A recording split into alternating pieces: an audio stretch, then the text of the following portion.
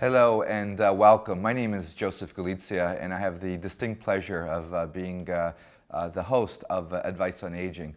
The purpose of this discussion is really to introduce the concept and options that we as consumers have available to us as our parents are aging, or perhaps even as some of us are aging ourselves. Today, our issue of discussion is an important one, and it deals with social and security issues that people above the age of 75 face. To my right, we have Nadia Gennaro, a social worker with extensive community, long-term care and retirement home experience, someone who has seen people both from the community and as they've aged into, sometimes into retirement homes and nursing homes. So welcome.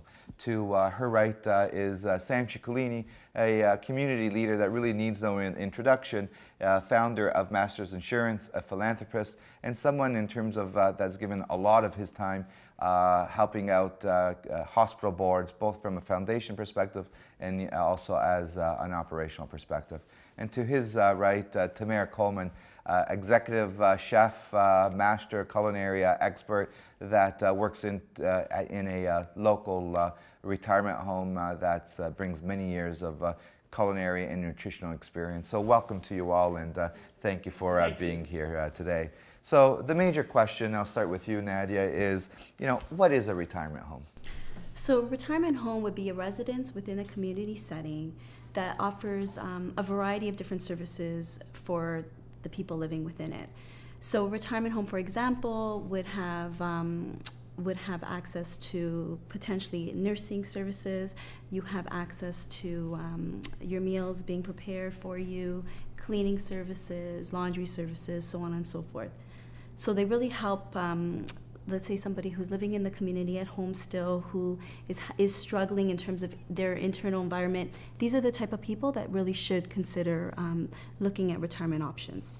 Well said. And unfortunately, I'm sure you get this all the time. There's different terms that are thrown out there, and I often get asked the question, I'm sure you do as well, is what's the difference between independent living, assisted living, retirement living? All of these terms are thrown out there, and I think it's important that perhaps you can shed some light on. I actually get that question often. A retirement home that offers independent living would be a home that has supportive services in place. However, the type of residents that would go in are still able to manage and function independently to a certain level. So, for example, can still maintain their personal care issues, so bathing and dressing, who can still monitor their own medications, but then have that assistance in terms of they don't have to worry about cooking anymore, their meals are all done for them. And then also within a retirement home, you have access to so many different social programs, so it really helps to keep them socialized and, whereas maybe if they were living at home, still in the community, they may have felt a little bit alienated and isolated. Sam, are there any standards in the province of Ontario for retirement homes? Well, first of all, it wasn't like the past where you just threw someone in a house or a retirement home. Today there are standards, there are rules, regulations, and laws, and I think the governments have done a wonderful job in making sure that the people that go into these retirement homes are well kept with the standards that they are setting.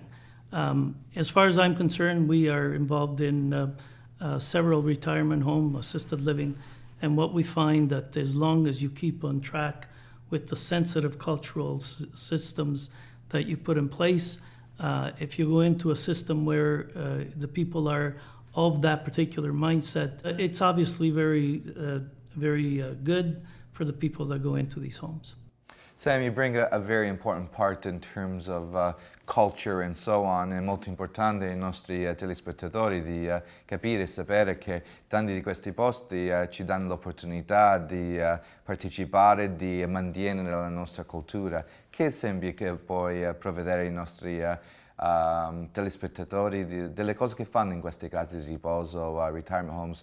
Noi a una delle case di riposo, per esempio, abbiamo catturato una piazza dove l'ambiente di mia nonna, mio padre andavano sempre in mezzo alla piazza a farsi la partita alla briscola, a prendersi il caffè, pure se non lo devono pagare, perché tu sai, gli anziani ormai dicono sempre perché dobbiamo pagare.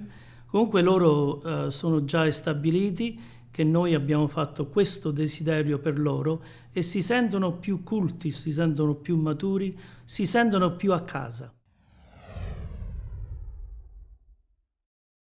What are the advantages of living in a retirement home? So thank you very much for that wonderful question. So Tamara, what are the advantages of living in a retirement home? Joseph, what are the disadvantages? From my perspective, from a cooking perspective, they're huge. We're talking about the new normal of retirement homes. No longer are we looking at institutional thinking or institutional cooking when it comes to retirement homes.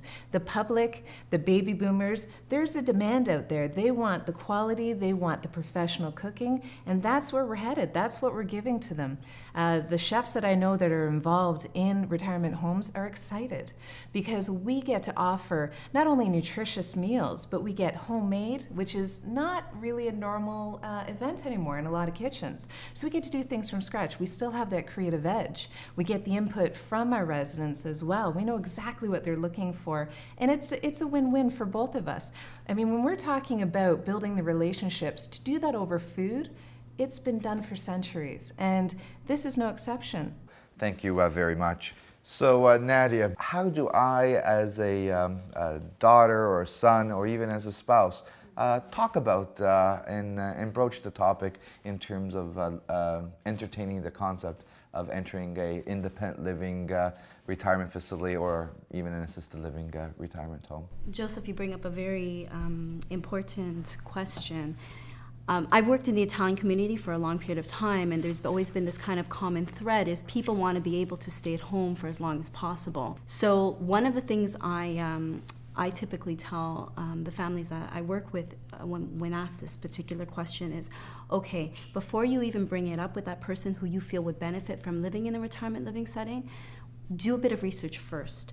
Maybe you yourself go and have tours first and see, your loved one best, see which environment can you foresee your parent in or your spouse in.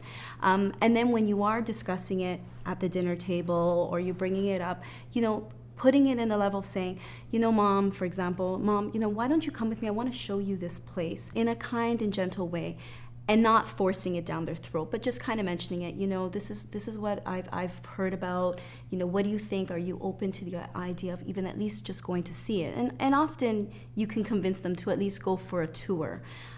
Pretty much all of the retirement homes offer even a short stay option, which gives that person the opportunity to, let's say, come into the home for, a couple weeks. I would say even if you can convince them to do a month stay, and really feel what and experience what it means to live in a retirement setting. And many times when they do go through that process, it changes their mindset and they realize, wait a second, this isn't so bad. And I think a lot of people have that fear of, it's going to be an institutional place and this kind of thing, and then come in and you feel like, no, it's a very warm, cozy, homely setting. And also just seeing the benefit of being around other people and being socialized and having that interaction. So I think it's wonderful. Well, thank you so much. I think you've in just that answer alone have really summarized for our viewers in terms of the options and starting what sometimes can be a difficult process and conversation around the dinner table. And amazing that in our industry, retirement homes are offering that service to the seniors and their loved ones. So back to you, Tamara. We've heard being at home. We've heard your passion in terms of the culinary perspective and so on. Just in terms of a whole around experience of retirement living, what do you think are other benefits in terms of for people to consider retirement homes?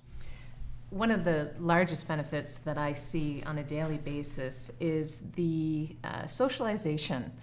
For a lot of the residents, they may be single, and there's a quick building of friendships and a family-like setting in a retirement home that I don't think that you can really get anywhere else. And for somebody's well-being, I think it's extremely important. So it's always a joy to see that. That's one of the benefits. As I said, there's so many programs and activities that are also revolving around like-mindedness that carry on in the retirement home.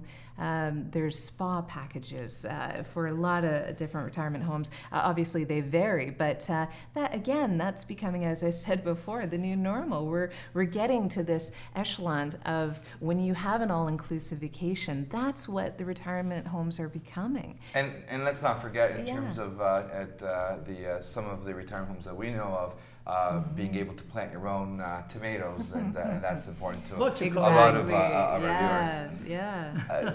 As you can see, this evening we've had a great conversation. Today we've had a great conversation on really important pieces of information that is required to to start the process to have that conversation with potentially with our loved ones. I want to thank Nadia, Sam, and Tamara for joining me today, and to really shed the light and provide people with different options.